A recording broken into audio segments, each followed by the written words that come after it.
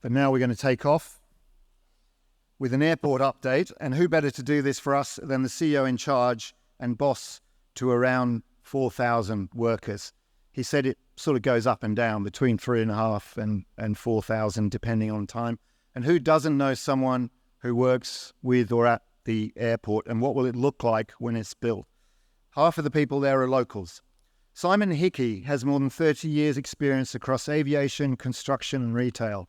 He leads a team developing the business and infrastructure for Sydney's new airport, the Western Sydney International Airport.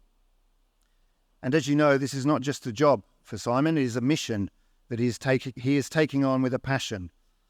The goal is to be the gateway of choice to Australia and the world, connecting people, places and opportunity. Please welcome Simon Hickey.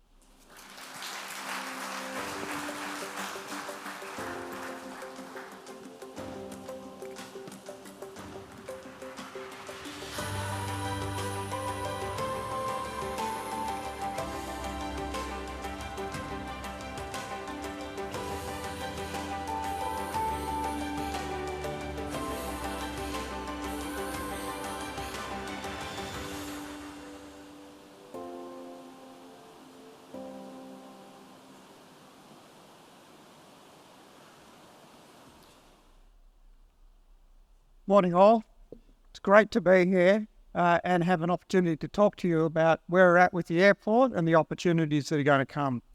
Reece, I'd like to start by thanking you for that great big warrami from you to all of us here.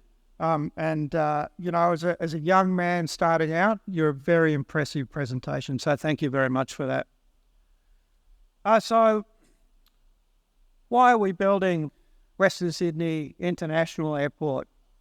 So the first thing is that Sydney Airport is full. It's at capacity. It's Australia's largest airport, 45 million annual passengers, and will probably grow another 5 or so million annual passengers over the next few years.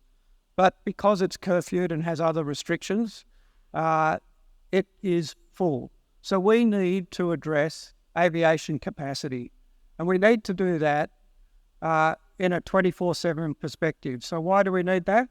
A city of this scale, a city of this economy, anywhere in the world, all have a 24/7 airport.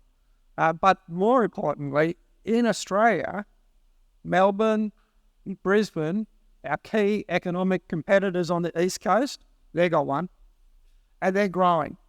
Melbourne's adding another runway, and Brisbane's already added another runway. So Sydney needs to secure its aviation capacity and continue to connect people and connect goods around the world. But more importantly than all of that, which is important because what's economic benefit mean? What it means is more opportunities for our kids and for our families. And those more opportunities are great jobs, different jobs that are available here in the local region. And that's really important. When you talk about things like diversity and inclusion, actually having access to great jobs close to where you live actually creates diversity and inclusion. And so part of securing that economic benefit is also securing great jobs close to where we live.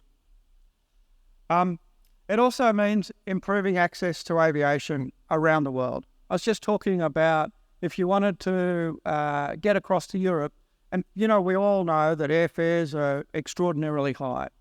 You want to shop around?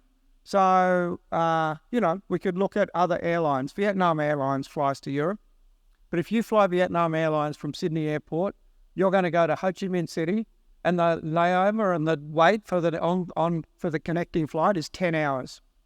So it's not really an option for most people, waiting 10 hours at Ho Chi Minh.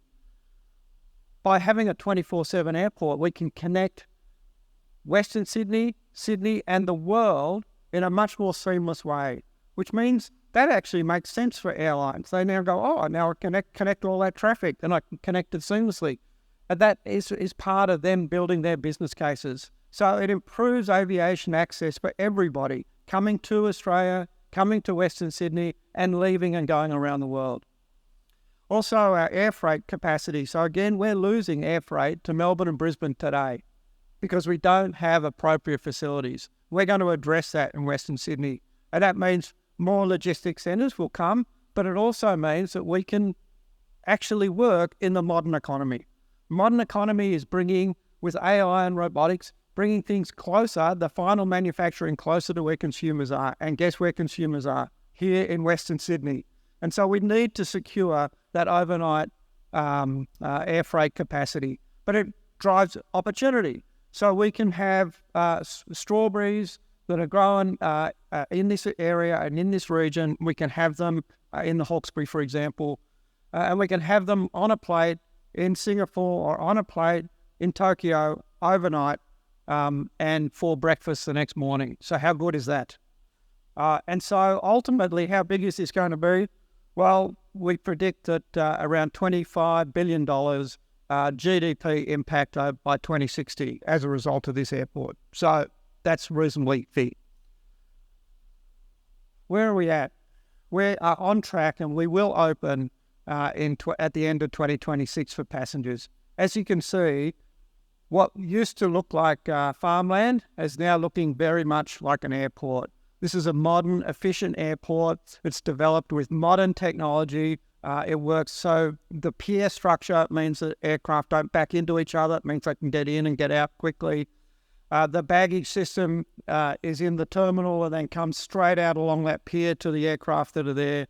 We're putting the roof on the terminal. That will be there by about halfway through this year. The runway itself, the tarmac is laid. We're just putting in the lighting system, 3,000 lights that go through that. So it's a bit like a Christmas tree. When you build a runway, you've got to put the lights on last.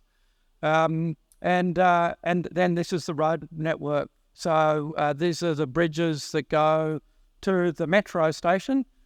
So we've got two metro stations on the 1,780 hectare site. And one is in our business park, which is 200 hectares. About the size of Parramatta CBD, and we've also got then obviously the passenger terminals. This airport is designed, we're designing it for 10 million annual passengers to start with, and over the decades ahead we will grow in line with demand, and we will ultimately can get to 82 million annual passengers. So we're designing it with all of that in mind. That means efficient growth, it means great growth in the region and ongoing and continuous growth.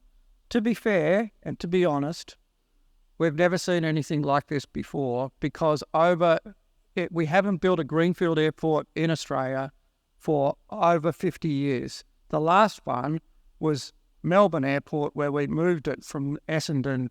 So nobody working today has actually worked in Australia on building a greenfield airport of this size. Connectivity is really important from an airport's perspective so that people can get to and from the airport, both workers and people who are travelling, obviously very important. The way I look at Sydney motorways to me have always been a mystery. And I've had to work on, I'm a simple guy, so I just like to work on what the heck is going on with these motorways. The way I look at it is it's like your rugby league goalposts. So you've got two big motorways that are the goalposts. They're the sticks that go up. And those ones, they go right from east to west. So that's the M4 and the M5.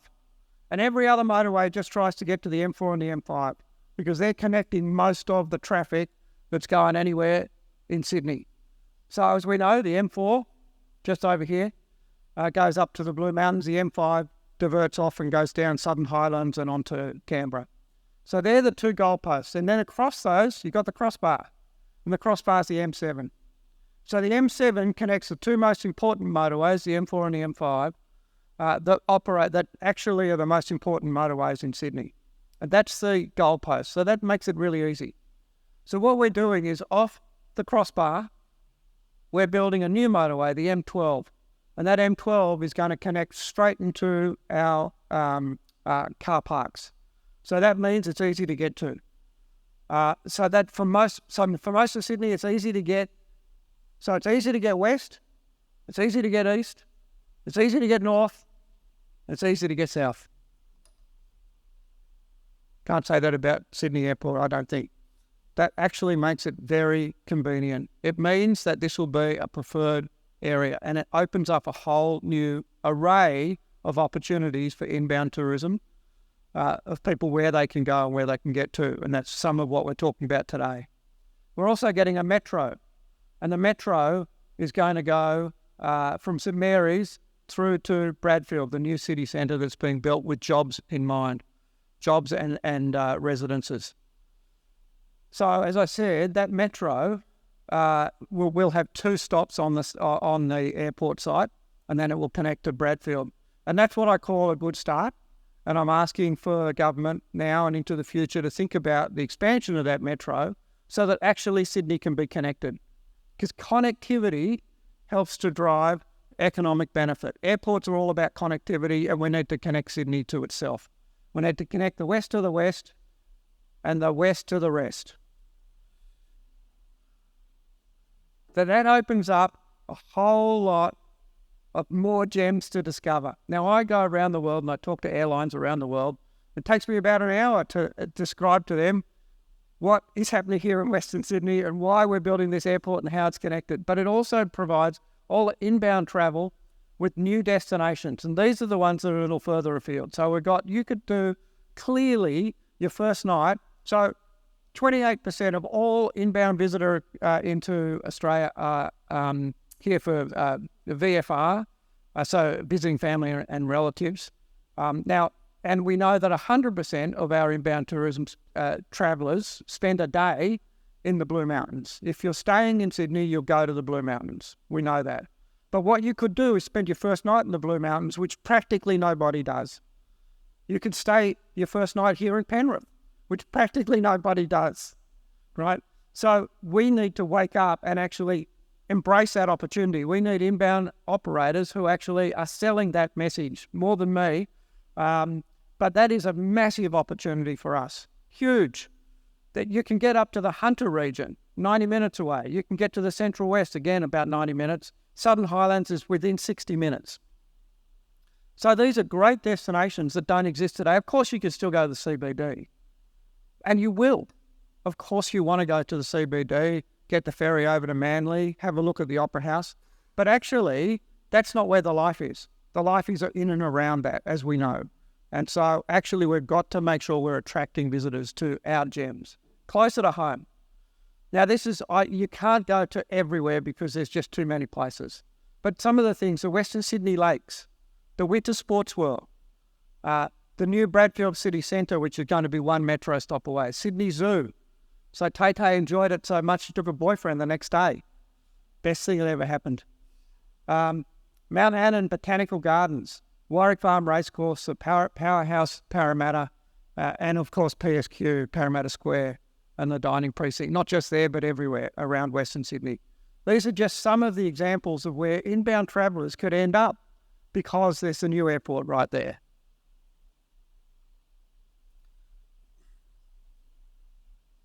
So I'm actually going to skip. I've only got 8 minutes, so I think I'm probably using up too much time, so I'm going to skip over that slide. I'm going to get to where are we at with capacity. So we've already announced Qantas and Jetstar have announced they're going to, in the first year, have about 15 aircraft based at Western Sydney Airport for domestic-only operations at this point. That's 25,000 domestic flights and around 4 million people domestically. So why that's important is because international airlines aren't going to talk to us unless we've got a domestic operations as well, right? So that people can get to and from and out and around. So that's a really important start. That's going to create just in itself about 700 local jobs just there. But that means that domestically we're actually off and away. I'm talking, as I said, to international airlines all around the world, and we'll make some announcements about that as we go forward. But they're very interested. You got to get into them and wake them up a little bit about what we're doing. So it does take time, but they're definitely very interested at this point in time. We'll have some announcements about that coming up.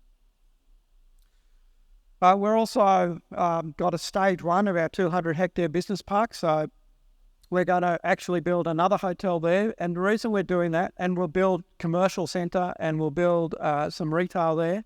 The reason we're doing that is because of the demand that's coming. So one of the things that's going to happen, just think about this, is flight crews that have got to come. Where are they going to stay? So one of the places they'll stay will be here. I'll guarantee they'll be in and around Penrith. But that's not going to be enough. We're not there yet. So we're going to have to build a hotel as well, and others will do so. So it's really the competition's on. This is what we look like at 10 million annual passengers, and I show this. The cargo's in purple, the orange is the business park, and the terminal is there in the middle. And this is what it looks like with 82 million annual passengers. Busier. And I'll take you through. This just basically shows you going through the airport. So you're going up to the Great Australian Veranda. So we're going to have a Great Australian barbecue at the Great Australian Veranda. Then we're not building a tin shed. This is a really superior international terminal. It's actually going to have a great feel. It's going to be a great experience as people go through. We've got lots of light, lots of natural light, and that means that actually people are calmer as they go through an airport. There's a lot of studies on that. But it also means that you're walking towards the light, and so you know where you are. One of my favourite airports in the world is Hong Kong Airport, because you can actually see the theatre that's going on out there on the airfield. And so we'll be able to do that here as well. But behind that theatre, looking out where the first runway is going to be the Blue Mountains. So a vista that's much better than Hong Kong's got as well. So that is what we're building at the moment. The metro is just off down to the left-hand side of that picture. And that's it from me. That's what it looks like when we're fully grown at 82 million. Thank you.